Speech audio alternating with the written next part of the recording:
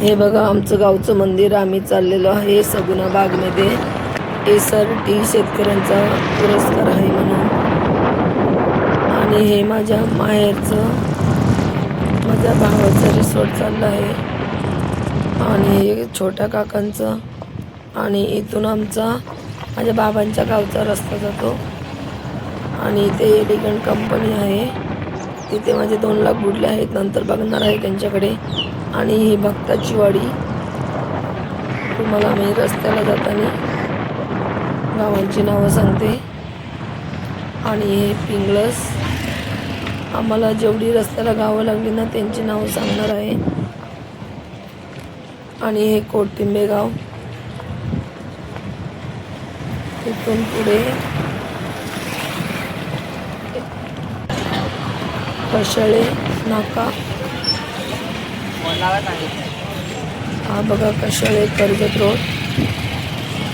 आणि इकडून जातो नेरळ रोड. आम्ही नेरळ मार्गे चाललोय. हा कशाळेमधले बाजार. आणि इथे बँक ऑफ महाराष्ट्र बँक आहे. आणि हे वाकसगाव.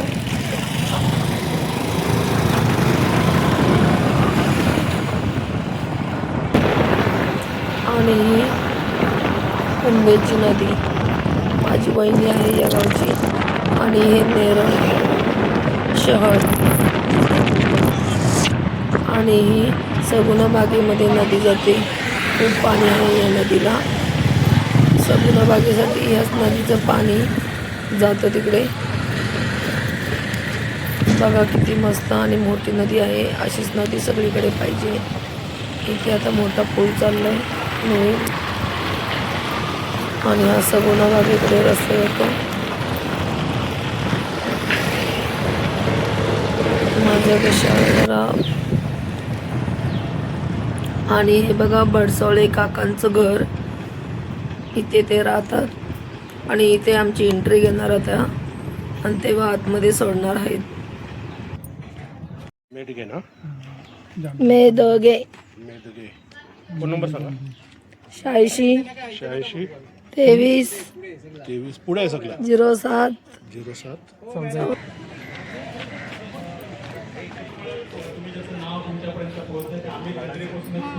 या SRTचं यश आहे. आणि मला सांगायला आनंद होतो की दादांचं मी पण ह्या गेल्या 3-4 वर्षातला तुमचा अनुभव सांगा ना SRT आणि आता जे तुम्ही काल गोदावरी टूर दाखवली त्याच्याबद्दल. सगळ्यांना नमस्कार. पहिल्यांदा मी इथं आपले SRT क्षेत्रातले 2 जे ऋषितुल्य व्यक्तिमत्व आदरणीय भरसाड दादा आणि आदरणीय शिवणकर काका यांना वंदन करून मी माझ्या SRTचा अनुभव असा सांगेन की गेल्या 4 वर्षापासून आम्ही विना नांगरणी तंत्राचा अवलंब करतो. तो करत असताना या वर्षीचा सगळ्यात जास्त चांगला अनुभव मला असा सांगावासा वाटतो. यापूर्वी आम्ही त्या पद्धतीनं ऊस घेतला, सोयाबीन घेतला, हरभरा घेतला. पण मागच्या वर्षी जर मे महिन्यातली परिस्थिती बघितली तर 22 मेला अतिवृष्टी झाली. त्यामुळे शेतकऱ्यांच्या शेतीला जवळजवळ 2-2 महिने वापसा आला नाही. वापसा कंडिशन नसल्यामुळे धान्याची पेरणी करता आली नाही. पण विना नांगरणीमध्ये आम्ही तूर केली. त्यामुळे आम्हाला बरोबर 6 जूनला त्याची टोकण करता आली. आणि अत्यंत चांगलं उत्पन्न आम्हाला त्यामध्ये त्याचं मिळालं. या तंत्राचं मी एकच वैशिष्ट्य सांगेन की कमी कालावधीत, कमी खर्चात, कमी कष्टात जमिनीची सुपीकता वाढवणारं हे तंत्र आहे. यामुळे विशेष करून आमचा रासायनिक खतांची गरज कमी झाली. त्यामुळे आमची तूर आम्ही बिना रासायनिक खतांवरती घेतली. त्याचबरोबर वापसा कंडिशन सतत राहिली. ऑक्सिजनचं प्रमाण या बेडमध्ये वाढल्यामुळं पिकांवरती रोगकिडीचं प्रमाण कमी राहिलं. आणि म्हणून विषमुक्त आणि चांगल्या पद्धतीचं शेतीचं तुरीचं उत्पन्न आम्ही एकरी 11 क्विंटलचं उत्पन्न आम्ही या पद्धतीमुळे घेऊ शकलो. आणि दुसरं एक असं सांगेन की बोलता दादांनी मागाशी AI चा उल्लेख केला की AI ची सुनामी येणार आहे, त्याची भीती वाटते. तर मी एक SRT धारक शेतकरी बिना नांगरणी तंत्रातला एक माझा अनुभव असा सांगेन की मागच्या महिन्यामध्ये बारामतीला कृषी विज्ञान केंद्रामध्ये कृषी प्रदर्शन झालं. त्या कृषी प्रदर्शनामध्ये AI तंत्रज्ञानाने केलेल्या तुरीला 2700 शेंगा लागल्या होत्या तुरीच्या झाडाला. मला त्यावेळेला अशी खंत वाटली की आपण AI तंत्रज्ञान वापरायला पाहिजे होतं. म्हणजे आपल्याला पण इतकं उत्पन्न मिळालं असतं. खरं तर तुरीची आमच्या काढणी करायची होती. पण त्याच वेळेस चिपळूण काका बारामतीला आल्यामुळे काकांना आमच्या प्लॉटला भेट द्यायला आणायचं असल्यामुळे तुरीची काढणी आम्ही थांबवली. आमच्या प्लॉटला भेट देऊन गेल्यानंतर तुरीची आम्ही काढणी चालू केली. काढणी करत असताना मला असं एक कुतूहल वाटलं की आपण पण मोजूया आपल्या तुरीच्या झाडाला शेंगा किती आहेत. आम्ही दुसरं झाड मोजलं तर त्याला 2534 शेंगा फुलल्या. तिसरं झाड मोजलं तर त्याला 3410 शेंगा भरल्या. म्हणजे 3410 शेंगा पर्यंत, म्हणजे AI तंत्रज्ञानाने 25 ते 2700 पण आमच्या या विना नांगरणीच्या SRT तंत्रामध्ये जवळपास 3400 शेंगापर्यंत उत्पन्न घेतलं. सांगण्याचा हेतू एकच आहे माझा की तंत्रज्ञान कोणतंही वाईट नसतं, परंतु AI तंत्रज्ञान सध्या पाहिलं तर सर्वसामान्य शेतकऱ्यांच्या आवाक्यातलं नाही, पण AI तंत्रज्ञानासारखंच किंबहुना त्याच्यापेक्षा अधिकचं उत्पन्न आमच्या SRTतून आम्ही घेऊ शकतो हे मात्र मी निश्चितपणाने इथं सांगू शकेन. आणि म्हणून सगळ्या शेतकऱ्यांना मी संदेश देईन की हे फक्त आपण सांगून नाही, पण ज्यावेळेस आपण कृतीत उतरू त्यावेळेस खरोखर. आणि सगळ्यात महत्त्वाचं सांगेन की आतापर्यंत अनेक तंत्रज्ञान बघितली, पण शेतीमधील मजुरांचा खर्च कमी करण्याचं कोणतंही तंत्रज्ञान आतापर्यंत होतं. ते तंत्र आम्हाला शेतीमधील मजुरांचा खर्च कमी करणं, एक वेळ उत्पन्न कमी होऊ द्या, पण ज्या वेळेला उत्पादन खर्च कमी होतो तीच उत्पन्नात आम्ही वाढ समजली पाहिजे की आमच्या खिशातले पैसे खर्च होत नाहीत. आणि म्हणून मजुरांचा खर्च कमी करणारं, शेतकऱ्यांना आर्थिक स्थैर्य मिळवून देणारं, मजुरांच्या खर्चात बचत करणारं, रासायनिक खतांची गरज कमी करणारं, जमीन सुपीक करणारं हे SRT तंत्रज्ञान. आणि सगळ्यात महत्त्वाचं सांगेन मी असं की आज जो काही राष्ट्रीय प्रश्न आहे की अन्नधान्याची उपलब्धता, मुबलक प्रमाणात अन्नधान्य म्हणजे 147 कोटी भारताची जी लोकसंख्या आहे त्या लोकसंख्येला अन्नधान्य पुरवण्याची क्षमता SRTत आहे. हे एक SRT शेतकरी म्हणून इथं खात्रीनं सांगू शकेन असं मी या ठिकाणी माझं सांगू शकतो. थँक्यू, धन्यवाद कीर्ती. आणि मी आता म्हणालो तसं की आपल्याकडे अनुभवांची कमतरता नाही आहे, कारण हे थेट शेतीमध्ये उतरून काम करणारे शेतकरी आहेत. शिक्षकांचा आता तुम्ही काय म्हणतात त्याला गिअर टाकलेलाच आहे म्हणून विचारून घेतो, नाही तर मी तुम्हाला नंतर. मग आम्ही त्या दिवशी गेलो, त्यांची शेती बघितली, त्यांच्या जमिनीचा पोत बघितला आणि त्या ठिकाणी 2 गावाच्या म्हणजे 2 ठिकाणी गहू होता. एका ठिकाणी थोडं वासन वापरलं होतं, एका ठिकाणी वासन वापरलंच नव्हतं. आणि त्याचा अनुभव आला आणि आम्हाला ते पटलं. आणि या ठिकाणी हे पण लक्षात आलं की त्यांची शेती एवढी सुपीक नाही, पण तरी पण उत्पादन चांगलं आलं. मग तिथून आम्ही आलो. कार्यक्रम संपल्यानंतर आता मग शेती करायची, मग आता नांगरणी करायचं, कंटाळल्यानंतर मग सगुणा बागेत आल्यानंतर मग दादाची शेती बघली, बिन नांगराची शेती बघली. मग ती पाहिल्यानंतर आम्हाला असं वाटलं का बिन नांगराची शेती करावी तर खर्चात पण बचत होईल, मग ते आम्ही 1 वर्ष भाताची लागवड केली. पहिलीच वर्षी भाताची लागवड केली. मग आम्हाला ते उत्पन्न भेटलं आणि खर्च पण बचत झाला. तेव्हा आम्हाला मग ते असं वाटलं का एवढा बचत होता, मग आम्हाला यासाठी पद्धत मग केली तर एवढी बचत होते. मग आम्ही 1 वर्ष भाताची लागवड केली, दुसऱ्या वर्षी वालाची आणि मग सगळे कडधान्याची 21 कडधान्याची लागवड करायला घेतली पुढच्या वर्षी. मग ते आता म्हणलं एवढं तर कडधान्य सगळा भाजीपाला एवढा जर SRT वरती एवढा सुंदर येतो, मग आम्हाला दुसरं काय पाहिजे. पण आता तुम्ही ज्यावेळेस पहिल्यांदा हा भाजीपाला तुम्ही नेरळलाच न्यायचा, कुठल्या बाजारात न्यायचा? नेरळ करतात तुम्ही कशा. आणि ज्यावेळेस तुम्ही ही भाजी किंवा SRTचे जे हे धान्य तुम्ही नेलं त्यावेळेस तुम्हाला कसा अनुभव आला, ग्राहकांचं काय रिॲक्शन होती? असा अनुभव आला, मी भाजी घेऊन गेले, कडधान्य घेऊन गेले, ते लोक लगेच सांगायला लागले की तुमच्या कडधान्याला आणि भाजीला लई चव आहे, मग तुम्ही कशा पद्धतीने करते. मी बोलायला लागले, मला आम्ही अशी पद्धत करतो, आम्ही ना नांगरत नाही काही, म्हणलं हे पद्धतीने आम्ही करतो. म्हणलं आता 12-13 वर्ष झाली मी नांगरतच नाही, मोठं लई चव आहे. मग मी म्हणायला लागले, म्हणलं नांगरत नाही म्हणून ती चव आहे. आम्ही गाडी पकडतो, तिच्यावर सगळी भाजीपाला कडधान्य घेतो, तिच्यावर सुंदर आहे. आणि मग एवढी हिरवी भाजी कशी, मी बोलायला मी हिरवी भाजी कशी, आम्ही कधीच नाही त्याला नांगरलं म्हणून एवढी सुंदर भाजी. चव पण सुंदर आहे आणि सगळं पण एवढं सुंदर दिसतं पाणी काय तेव्हा म्हणायचं. आणि त्याला दर पण तुम्हाला चांगले द्यायचेच का ग्राहक? कारण बाकीच्या भाज्या कसं कधी कधी संध्याकाळपर्यंत पण विकल्या जात नाहीत पण तुमच्या ह्या भाजीचा तुम्हाला कसा अनुभव वाटला? ग्राहक त्याला जास्त पैशाची लगेच तुमचं खपायचा काय अनुभव होता? ते अनुभव असा आले, तुम्ही संध्याकाळची घ्यायची भाजी, तीच भाजी राहायची, तेव्हा त्या अनुभवाला त्याला काही आणि भाजीला चव आणि तेव्हा त्यांना गिराईक माझ्याकडे यायला लागलं. मग त्यांना असं वाटलं का ही भाजी काढून लगेच घेऊन येतात आणि यासाठी बसली भाजी तेव्हा इथून जातात, तेव्हा त्यांना अनुभव.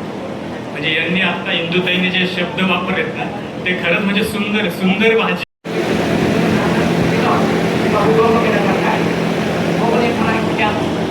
मी एकदम वेगळ्या बुद्धिवादी जगातनं येऊन शेतीकडे वळली आहे. म्हणजे बुद्धी तुम्हालाही लागते, शेतीलाही लागते, पण मी अभ्यासू म्हणजे पुस्तकी ज्ञानातनं मग शेतीकडे वळली आहे. 20-21 साली माझी खंडाने दिलेली शेती मला मिळाली, जी माझ्या आईकडनं मिळाली होती. त्यामुळे ती माझ्या माहेरच्या जवळ आहे, राहुरी कृषी विद्यापीठाच्या पुढे. म्हणजे पुण्यापासून 190 किलोमीटरवर माझी शेती आहे. खूप मोठी नाही, पण शेतीची खूप हौस होती. थोडा वेळ होता, संसारिक जबाबदाऱ्या संपल्या होत्या आणि शेखरदादांची माझी जुनी ओळख होती. त्यांचे व्हिडिओज बघितलेले होते, म्हणून मी त्यांना फोन केला की शेखरदादा मला आता शेती करायची आहे, खूप अनेक वर्षांचं स्वप्न आहे. तर ते म्हणाले नाही हो, अशी लांब राहून काही शेती करता येत नाही, तुम्हाला तिथे जाऊनच राहावं लागेल. आता मी संसारी बाई, माझा नवरा, 3 मुलं हे सगळं सोडून शेतीवर जाणं मला खरंच शक्य नव्हतं. पण मी खूप विचार केला आणि मी शेखरदादांचं ते आव्हान स्वीकारलं. त्यानंतर तेव्हा अशी शेती शाळा नव्हती, पण सगुणा बागेतच छोटी वर्कशॉप व्हायचे, त्यांना मी आले होते. तेव्हा आदित्यदादा भेटले आणि मी शेखरदादांना म्हटलं तुम्ही असं म्हणताय, पण मी प्रयत्न करणार आहे, बघू तर घरी. आता आम्ही सगळ्या गृहिणी आहोत, घर सांभाळणारे आहोत, आम्हाला पैशाची किंमत असते, कारण नवऱ्याकडनं पैसे घेऊन मला शेती करायची होती. त्यामुळे मला ह्या सगळ्याचं गणित बसवायचं होतं. त्यांनाही खूप खर्चात पाडायचं नव्हतं, कारण मला हे ऐकायचं नव्हतं तुझ्या माहेरची शेती आणि एवढा खर्च आणि म्हणजे काय. ते माझ्या मनात होतं की आपण शेती अशी करायची की जेणेकरून त्यांच्यावर त्याचा कुठला भार पडू नये. मग मला 2 नंबर मिळाले, एक होता किरणदादांचा आणि एक होता निलेश पानसर यांचा. त्यांना मी प्रचंड पिडले, प्रश्न विचारून कुठल्याही वेळेला, कारण मला SRTचीच शेती करायची होती. हळूहळू त्यांना त्रास देऊन इथल्या वर्कशॉपनी माझी शेती सुरू झाली. तिकडे गेल्यावर तर मला सगळ्यांनी म्हणजे नकारच लावला. तुम्ही शहरातली लोक पुस्तकात गमतीचा भाग असा आहे. तेव्हा माझं वय 65 होतं. मी जमिनीत हात घालून तर पावलं घेऊन काहीच करू शकणार नव्हते. मला मदत लागणार माहिती घेऊन सुरू केली. तरीही ते मला नावं ठेवतच होते, ह्या शहरातले लोक काहीतरी येऊन सांगतात, अशी कधी शेती झाली आहे का. मग मी त्याला एक सांगितलं, त्या उरलेल्या 2 एकरात तू तुझ्या पद्धतीने शेती कर, मला त्या शेती वापरण्याचे पैसे देऊ नकोस, त्याच्याऐवजी तू माझ्या 1-1.5 एकराचं काम कर. ही योजना त्याला खूप आवडली, कारण त्याला पैसे न देता माझी शेती वापरायला मिळणार होती. तो हळूहळू तयार झाला, तरी नावं ठेवतच होता. पण माझ्या त्या 20 गुंठ्यात भाजीपाला उत्तम आला, तूरडाळ उत्तम आली. मी थोडीशी आणलेली तूरडाळ जेव्हा मी माझ्या घरी कुकरमध्ये शिजवली, तेव्हा अख्ख्या बिल्डिंगवर वास सुटला त्या डाळीचा. आणि मला अनेक म्हणजे मी मधुवन नावाच्या एका सोसायटीत राहते, तो बहुतेक मधुवनवर गेला, अगं तू काय करतेस, अशीच डाळ आणि अशी वरणाची चव आम्ही लहानपणी खाल्लेल्या डाळीसारखी आहे. असं ते पसरायला लागलं की कुठून आणली. म्हटलं आणली नाही, तीच पिकवली आहे. तू कधी शेतकरी झाली. म्हटलं आत्ताच झाली. असं करत करत त्या डाळीची महती सगळीकडे पसरली. त्यालाही हळूहळू पटायला लागलं की नाही, या म्हणतात त्याच्यात काहीतरी तथ्य आहे. त्याचा विरोध कमी झाला, तो मला मदत करायला लागला. मग मला खरी असताना माझे वडील आणि मोठे बंधू पारंपरिक शेती करायचे. पारंपरिक शेती करत असताना लोकांची शेती म्हटलं तर चढ उताराची शेती, पाऊस, आणि जोपर्यंत पारंपरिक नांगराची शेती होती तोपर्यंत शेती बऱ्यापैकी होती आणि चांगली पिकत होती. 2017 साली शेवटचा भाऊ बोलतो शेती लावायची नाही. काय झालं तर शेतीचा उत्पन्न खर्च एवढा आला तर साधारणतः 1 ते 1.25 लाख रुपये 6 एकर शेतीला जायला लागले आणि तेवढा भातही पिकत नाही. भाऊ बोलतो काय रे होती तर पैसे कमवायचे दुसरीकडनं आणि शेतीमध्ये टाकायचे. शेवटचं सांगितलं, बोलो दादा 2018 साली आपण 1 वर्षासाठी शेती करू. शेती ओस सोडली तर पुढे शेती होणार नाही, नादुरुस्त होईल आणि आपल्याकडे 54 एकर शेती. मुलंवाले काय बोलतील, नाही येत रोडला टच विकू आणि पुढचं भविष्य करू. त्याच वेळेला मी चिपळूणकर दादा आणि आमचे गुरुवारी यांचे यूट्यूबला हे करायचं, सर्च करायचं. असं करता करता एक दिवशी दादांची भेट झाली. दादा बोलतात निर्धार करून पहा, थोडी कर, तू 6 एकर भातशेती लावतो तेवढी नको लावू, थोडी लावू. पहिल्या वर्षी 2018 साली 1 एकर शेती आणि दादाला सांगितलं ते 1च एकर लावायची. उर्वरित बोलतो तो परवडत नाही, नको लावू ती शेती. दादा बोलतात नाही, तू जर 1 एकर शेती याने लावतो तर त्यावेळेला आमच्या घरी दादा, वहिनी, भावाची मुलं आम्ही 6 माणसांनी घरच्या घरी यासाठी साच्याने ती शेती लावली. योग्य औषधाचं नियोजन अनिल दादा, परशुराम दादा यांनी वेळोवेळी मार्गदर्शन केलं. ती शेती बऱ्यापैकी झाली. त्यानंतर दुसऱ्या वर्षी दादा बोलतात पूर्ण शेती करायची. मला पूर्ण शेती नका करू, 3 एकर शेती केली. ती 3 एकर शेती करता करता आम्हाला एक अनुभव दिसला. मग पहिल्या वर्षीची 2018 साली आम्ही हे लावलं होतं भात आणि त्यानंतरचं पीक आमच्याकडे असते काकडी आणि भेंडी. त्यासाठी नांगरटी करावं लागते. तर नांगरटी करताना असा अनुभव दिसला एकाच वर्षामध्ये बिना नांगरटीचा, पावसाळ्यात गाळ चिखल न केल्यामुळे, तर ती पहिल्या पालीमध्ये जागा पुसपुशीत उचलली.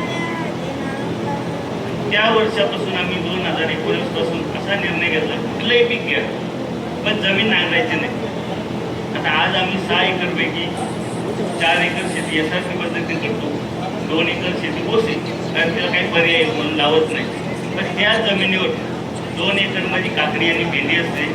इतर घरी लागण्यासाठी जे 21 वाण लागतात, कांदा, लसूण, कडधान्य, तूर, प्रत्येक प्रकारचं पीक उडदासीत कुठल्याही प्रकारचं पीक विकत घ्यावं लागत नाही. आणि आज आपल्या शेतीमध्ये जर एक पाहिलं तर एवढा फरक आहे का एक बांध ओलांडला तर काही फुटाच्या अंतरावर एवढी चिकट जमीन झाली. कोकणच्या शेतकऱ्याला जवळचं तंत्रज्ञान नाही, पण ते माहीत नाही. आपली जमीन काय गाळ केला तर भातशेती होते, हा एक अनुभव आहे. पण ही चुकीची पद्धत आहे. आज गाळ करून करून काय होत आहे, अति पाऊस आला तर जो मेन जमिनीमध्ये जे तेच वाहून जाते आणि खाली चिकट माती जाते. गजाननराव, तुम्ही म्हणालात की तुम्हाला सुरुवातीला जो विरोध होता, मग तुम्ही ज्या वेळेस ही एकदम उत्पादक बाबा आणि आमच्या इकडे एक कॉलेज आहे, ॲग्रिकल्चर कॉलेज, त्या कॉलेजचे प्राध्यापक आहेत. काय कृषी अधिकाऱ्यांचं नाव? विलास धनंजयराव बाबा. आणि आता ह्या वर्षी त्यांनी असंही सांगितलंय का जो शेतकरी करतो, आता आम्ही 55 शेतकरी आमच्या गावामध्ये तयार केले. त्यांनी 10,000 रुपये प्रति शेतकरी एक अनुदान म्हणून गव्हर्नमेंट तुम्हाला देईल आमच्या विभागाकडून. आणि त्याच प्रकारे आज माझ्या गावामध्ये हँडपूर सीडरची मशीन आहे, ती मशीन फ्री ऑफ कॉस्ट दिली त्यांनी. ते होतं SRP शेतकरी जो करेल त्याच्यासाठी लागणारा अर्ज भरा, तुम्हाला ती मशीन फुकट मिळेल. आणि आता परत एक शेवटचा का 26 जानेवारीला दादांना जो मान मिळाला होता, दादांना त्यावेळेला साथ केली होती, ती अनिलनी केली होती. आणि शेती ते माहिती तंत्रज्ञानपर्यंत सर्वच क्षेत्रातलं ज्ञान त्याला आहे, तंत्रस्नेही तो आहे. 12 वर्षांहूनही अधिक काळ, 1 तपाहूनही अधिक काळ तो सगळ्या बागेत दादांबरोबर कार्यरत आहे. आजचा हा सोहळा, त्यातलं आयोजन, नियोजन, ते आखणी, याच्यामध्ये त्याचा महत्त्वाचा आणि सक्रिय सहभाग. आणि खरं तर दादा वहिनींना फोन करण्याआधी पटकन फोन हा अनिललाच केला जातो. आपल्यापैकी बऱ्याच जणांना हा अनुभव असेल. तर कृषी क्षेत्रातलं हे नक्षत्र आहे, कृषी अवकाशातलं हे नक्षत्र आहे असं म्हणायला पाहिजे. तर त्याचाही आपण ही नवरत्न आणि हे दादांबरोबर असलेलं हे एक नक्षत्र, त्याचा सत्कार आपण केला, त्याचं कौतुक केलं. आता सर्व रत्नांना नवरत्नांना विनंती की त्यांनी कृपया स्थानापन्न व्हावं. आणि अनिल हे जसं दादांना लाभलेलं एक नक्षत्र आहे शेती अवकाशातलं, तसं आणखीनही काही नक्षत्र दादांशी जोडली गेलेली आहेत. त्या नक्षत्रांना सुद्धा मी आता या कृषी मंचावर निमंत्रित करणार आहे. दादांबरोबर जोडली गेलेली सगुणाबागी जोडली गेलेली काही नक्षत्र म्हणजे दादांच्या भगिनी हरिभाऊ वैसावळे यांच्या सुकन्या संध्याताई देवस्थळे. आपण कार्यक्रमाच्या सोहळ्याच्या सुरुवातीपासून त्यांची लगबग, त्यांचा सक्रिय सहभाग पाहतोय. त्यांना मी या कृषी मंचावर यायची विनंती करते. डॉक्टर शरद वागळे, प्रमोद शिंदे यांना सुद्धा या मंचावर यायची, कृषी मंचावर यायची विनंती करते. स्वातंत्र्य सैनिक हरिभाऊ वैसावळे यांनी 1947 मध्ये हुतात्मा भाई कोतवाल आणि हुतात्मा हिराजी भीमा पाटील यांच्या स्मरणार्थ कोतवालवाडी ट्रस्टची स्थापना केली. आणि संध्याताई सध्या ट्रस्टच्या कामाला त्यांनी अक्षरशः वाहून घेतलेलं आहे. संध्याताईंनी आदिवासी मुलांचं शिक्षण, महिलांचं सबलीकरण असे विविध उपक्रम ट्रस्ट राबवत आहे. हजारो मुलींनी नर्सिंग, शिवणकाम इत्यादींचं शिक्षण या ट्रस्टद्वारे घेतलंय. आणि संध्याताई सुद्धा वडिलांच्या विचारांचा वारसा आणि वसा समर्थपणे पुढे चालवत आहेत.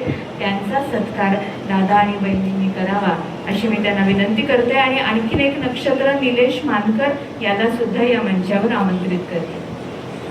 संध्याताई वेगळ्या पद्धतीनं आपल्या वडिलांचा वारसा वसा पुढे चालवत आहेत. समाजसेवेचा वारसा त्या पुढे चालवत आहेत. आणि दरवर्षी या सोहळ्यामध्ये त्यांचाही सक्रिय असा सहभाग असतो. ही सगुणाबागेतील शेती शाळा संकल्पनेला भरभरून पाठबळ तर दिलंच आणि अर्थबळ सुद्धा दिलं. हार्दिक शुभेच्छा. तर SRTचा हा जो सर्व कार्यक्रम आहे, ह्या कार्यक्रमाला इतकी सुंदर शोभा आणणाऱ्या आपल्या दीपालीताई केळकर, त्यांच्या उत्कृष्ट निवेदनाची ओळख तुम्हाला द्यायची तर बोलणाऱ्याची माती पण विकली जाते आणि न बोलणाऱ्याचं सोनंही तसं. त्याच्या या उत्कृष्ट निवेदनाने हा कार्यक्रम अतिशय रंगतदार झाला. खूप खूप धन्यवाद.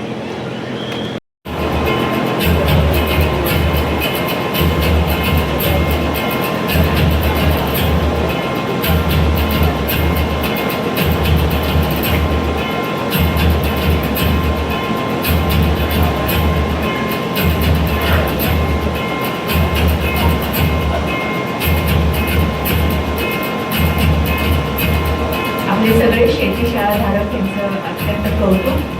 विठ्ठल वैद्य, रावसाहेब मोरे, रामचंद्र कोंडर, शिरीष कुलकर्णी, परशुराम दादा, राहुल पाटील, किरण यादव, विलास मोहल्ले, उमेश पोहतरे, कृष्णा बाबूजी गेडा, सदाशिव जी आले नाहीत, संजय चिंचकरे.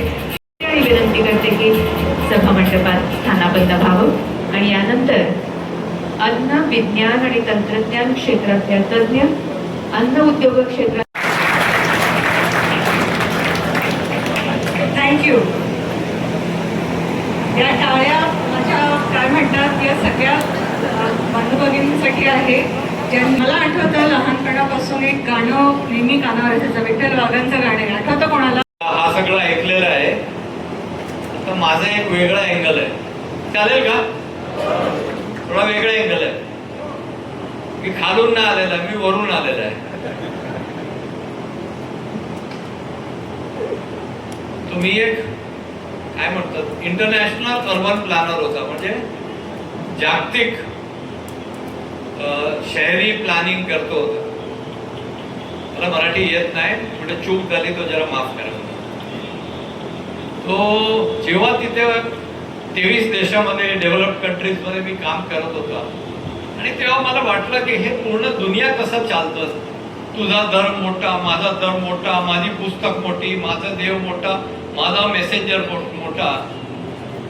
आणि खरं काय असायला हवंय? नॉलेज, ज्ञान, व्हॅलिडेशन, कॉन्फ्लिक्ट रिझॉल्विंग, मराठी नाही आहेत मला, पण झगडा निवारण आणि वसुदेव कुटुंबिकम, एक दुसऱ्याला आपण कनेक्टेड आहे, हा विचार पूर्ण विश्वामध्ये असायला हवे.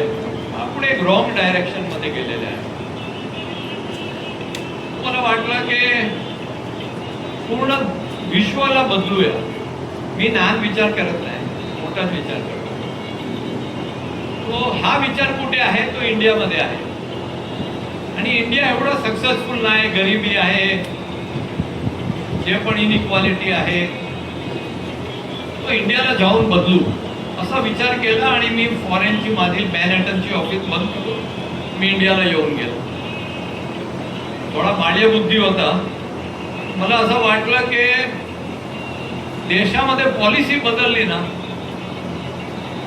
गरिबासाठी पॉलिसी केली देशामध्ये, तो देश बदलणार असा विचार करून अण्णा हजारे बरोबर मिळून माहितीचा अधिकार, 74th अमेंडमेंट मध्ये विकेंद्रीयकरण, असे खूप काय नवीन नवीन लॉ पास केले. पण नंतर वाटलं की हे सगळं लॉ होऊन काय गरिबांची लाईफ पर्यंत पोहोचत पण नाही. तो गरीबची लाईफला कोण टच करतो? तो सरकार टच करतो. सरकार बरोबर चालत नाही. आपण एक काम करू, सरकारला धक्का मारून त्याला बरोबर काम करायचं, त्याला काय म्हणतात कंपल्सरी करू, की प्रेशर करू गव्हर्नमेंटला. असा विचार आला की मी, अण्णा हजारे, अरविंद केजरीवाल, आम्ही India against corruption movement start केली. आणि तुम्हाला माहिती आहे खूप मोठी मुवमेंट झाली. पण लास्ट मध्ये ते पॉलिटिशियन्सनी असं असं असं करून बेवकूफ बनवलं. वाटलं की हे देश तो आपला आहे ना, ते सिस्टम मध्ये राहून काम नाही करत, तर आपण सिस्टम मध्ये जाऊया. असं माझी सैनी आम आदमी पार्टी स्टार्ट झाली आणि खूप खूप ऍक्टिव्हिटी झाली. आणि तुम्हाला माहित असेल 2015 मध्ये दिल्लीमध्ये 67 सीट जिंकले. आणि वाटायला लागला की हे देश बदलला. पण तेव्हा जे लिडरशिप होती केजरीवाल, त्यांनी काय असे डिसिजन घेतले की नाही, आपण दुसरी एक पॉलिटिकल पार्टी सारखा काम करू, आपण करप्शन करू, आपण दुसरी पार्टी मध्ये. तो जे विचार होता देशला बदलायचा, ते विचार कुठे साईडवर झाला. आणि पॉवर ओव्हर प्रिन्सिपल, सत्ता ओव्हर सिद्धांत, हा सगळं डिसिजन झाला. आणि मीही विचार केला की मी राजकारणचे लायकच नाही. राजकारण मध्ये काय वेगळं वेगळं करायला वाटतं ते मी करू नाही शकतो. तुम्ही राजकारण कम्प्लिटली सोडलं. नंतर नरेंद्र मोदीचा फोन आला, राहुल गांधीचा फोन आला. मी बोला कुठे चूक झाली तर मला एक लाफा मारा, पण मी परत राजकारण मध्ये येणार नाही. पण देशला बदलायची इच्छा होती. आणि आपण बघत होते 1722 मध्ये आपण सोन्याची चिडिया, 33% ऑफ द ग्लोबल इकॉनॉमी आपल्याकडे होती, 30% ऑफ ग्लोबल ट्रेड होतं. आज आपण 3.25% ग्लोबल इकॉनॉमी आहे आणि 0.8% ग्लोबल ट्रेड. आपलं जे विचार आहे हे सगळं नॉलेज, व्हॅलिडेशन, वसुदैव कुटुंबिकम, हे कोण ऐकणार आहे जोपर्यंत आपण सक्सेसफुल नाही होणार. मला वाटलं की इकॉनॉमी बदलायला हवे. आणि इकॉनॉमी बदलायची असेल तो गावची इकॉनॉमी बदलायला पाहिजे, शेतकऱ्यांची. आणि गाव मधील तुम्हाला माहित आहे की शेतकऱ्यांच्या मुलाला शेतकरी बनायचं नाही. 20 वर्षानंतर हे देशच्या काय हालत होणार ते माझं खरं म्हणतात, मला खूप फिकर होतं. आणि सगळं प्रॉब्लेम तिथूनच होतं. गावामध्ये जे इन्कम आहे ते खूपच कमी आहे. मला वाटलं की देश बदलायचा असेल तर शेतकऱ्यांची इन्कम बदलायला पाहिजे. मला कुठे जाऊन काम करू? मराठवाड्यामध्ये जास्तीत जास्त आत्महत्या, त्याच्या वर्स्ट डिस्ट्रिक्ट बीड, त्याच्या वर्स्ट तालुका परली. कराय ना, तेव्हा असं दिसत होतं अष्टी, परली, पण परलीमध्ये तलवार, बंदूक, मर्डर खूप होत होते. आता परली जाऊन परली बदलला तो देश बदलू शकतो असा विचार करून मी परली गेलो. मी लगान पिक्चर सोडून एक पण गाव जीवन मध्ये पाहिलं नव्हतं. मी गुजराती आहे, मला मराठी एक शब्द येतो. लागले कळायला की माझ्यामध्ये काय अक्कल नाही. इंडिया वेगळा आहे, भारत वेगळा आहे. एक माझ्याकडे 4 मिनिटची व्हिडिओ आहे, ते दाखवू का? तिथे गेला तेव्हा काय झालं, मयूर जल दाखव. पानी की आपूर्ति टैंकर आने के बाद पानी को लेकर झगड़े होते हैं, खेती के लिए पानी नहीं था और लोगों के लिए काम नहीं था। इसके परिणाम स्वरूप गरीबी और भूख। पूरा गांव पानी की समस्या से त्रस्त था। एक दिन गांव में पानी देने के लिए टैंकर आया। एक युवक टैंकर में पाइप डालने की कोशिश करते समय टैंकर के टायर के नीचे आ गया और उसकी मौत हो गई। उस घटना ने पूरे गांव को हिला दिया। गांव से होकर बहने वाली पापनाशी नदी में मानसून के दौरान बाढ़ आ गई, लेकिन उसका पानी खेतों में घुसकर फसलों तथा मिट्टी को नुकसान पहुंचा था। बारिश का मौसम बीत जाने के बाद नदी सूख जाती थी और ग्रामीणों को फिर से पानी के लिए भटकना पड़ता था। 2016 में श्री मयंक गांधी और ग्लोबल विकास ट्रस्ट परनी तालुका आए और यहाँ की स्थिति को समझकर बदलने का काम शुरू किया। वो पहले व्यक्ति थे जिन्होंने ग्रामीणों को शराबबंदी के महत्व के बारे में समझाया। माझी बहिणीला एवढा त्रास देतात, माझी आईला एवढा त्रास देतात, तुम्ही काय करता सगळे? मी तिथून येऊ का मुंबई? तू बंद करणार नंतर पटकन बंद करणार. लोकांचं जीवन आपल्याला सुधारायला आलेलं आहे. शराबबंदी के विरोध में गांव में मशाल जुलूस निकाले गए। महिलाओं ने बड़े पैमाने पर विरोध प्रदर्शन किया और गांव में शराब पर प्रतिबंध लगा दिया।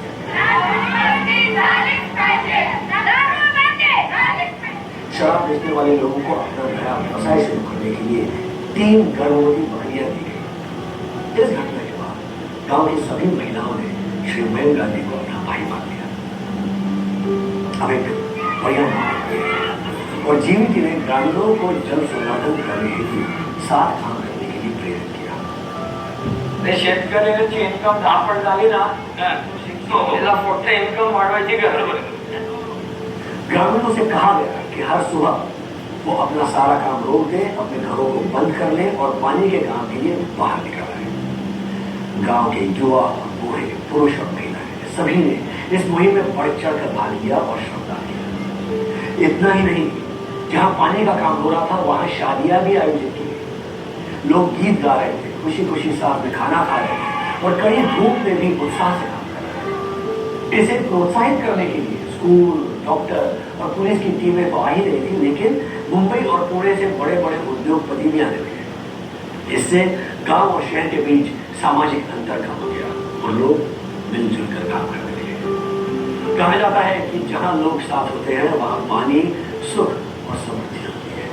इन सामूहिक प्रयासों के कारण पापनाशी नदी को 70 किलोमीटर तक गहरा और चौड़ा किया गया।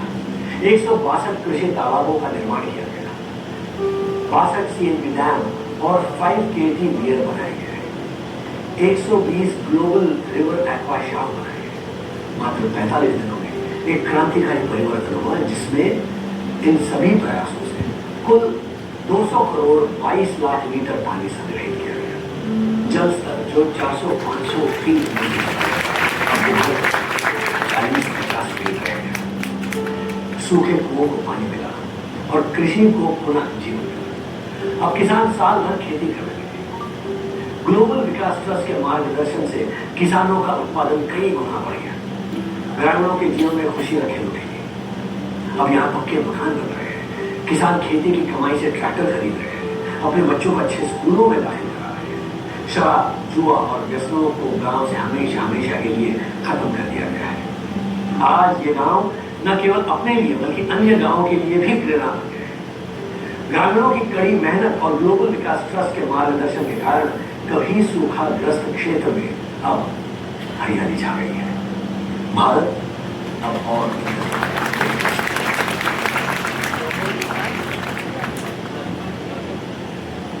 पानी का काम हुआ, उसके बाद ये सोचा कि पानी से क्या होगा, दारूबंदी से क्या होगा, इनकी तो इनकम बढ़ानी पड़ेगी। और हमने कुछ रिपोर्ट्स पढ़े थे कि जो पारंपरिक खेती है उसमें कुछ होता नहीं है, कोई इनकम होती नहीं है, ना कापूस में होती है, ना सोया में होती है, जिंदगी नहीं बदलती, थोड़ा बहुत जी सकते हैं। लेकिन एक नीति आयोग का रिपोर्ट था कि जिस जमीन के ऊपर आप कापूस, सोया, गेहूं, चावल करोगे, उसी जमीन के ऊपर अगर फल बाग करोगे तो आपकी इनकम 9 गुना हो जाती है। हम किसान टू किसान घूमे, गांव टू गांव घूमे और हमने कहा कि भैया ये पारंपरिक फसल बंद करो, आप फल की खेती करो। हमने 10 प्रकार के फल उसको कहे थे, आम, केला, पपाया, जो सब प्रकार के फल। और फिर हमने ये भी स्टडी किया कि भारत में 17% जो जमीन है उस पर फल या हॉर्टिकल्चर होता है और चाइना में 30 या 31% होता है, इंडोनेशिया में 42% होता है, ब्राजील में 28% होता है।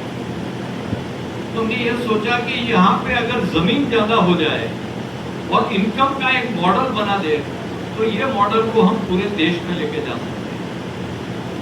और इस तरह काम करते करते हम लोग अभी 5000 गांव में काम कर रहे हैं। हमारी 27 ऑफिसेज है और 30,000 से ज्यादा किसान हैं। और फिर हमने Tata institute of social science को कहा कि आप हमारा इम्पैक्ट असेसमेंट कीजिए कि पहले क्या इनकम थी और अब जब 1.5-2 साल हो गए हमारे किसान को तो उनकी इनकम क्या है।